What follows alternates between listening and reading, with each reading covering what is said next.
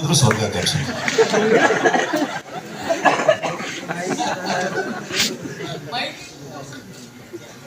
ಅಲ್ಲಿ ಎಷ್ಟು ಒಂದ್ ಸ್ವಲ್ಪ ಒಂದ್ ಜಲಕ್ ಹೇಳ್ಬೋದು ಹೇಗಿರುತ್ತೆ ಅಂತ. ಸ್ವರ್ಗ ಅಂದ್ರೆ ನಾವೆಲ್ಲ ಒಂದು ಇಮ್ಯಾಜಿನ್ ಮಾಡ್ಕೊಂಡಿರ್ತೀವಲ್ಲ ಆ ಥರ. ಹೇಗೆ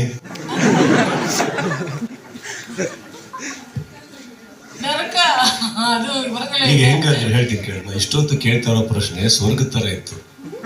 ನೀವು ಕೇಳೋ ಪ್ರಶ್ನೆ ಸಡನ್ ಆಗಿ ನರಕ ಪರ್ಸೆಪ್ಷನ್.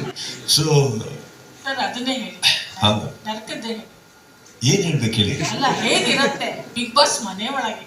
ನಾನಂತೂ ಹೋಗಿಲ್ಲ ಅಲ್ಲಿ, ನನಗೇನ್ ಗೊತ್ತು. ಕಾನ್ಸೆಪ್ಟ್ ಡಿಸೈನ್ ಮಾಡಿರ್ತಾರಲ್ಲ. ಹೇಳ್ರಿ ಪ್ರಶಾಂತ್. ಅಂದ್ರೆ ಈಗ ಹೆವನ್ ಅಲ್ಲಿ ನಿಮ್ಗೆಲ್ಲ ಫೆಸಿಲಿಟಿಗಳನ್ನ ಕೊಡ್ತೇವೆ, ಹೆಲ್ ಅಲ್ಲಿ ಆ ಫೆಸಿಲಿಟಿಗಳು ಏನು ಇರಲ್ಲ.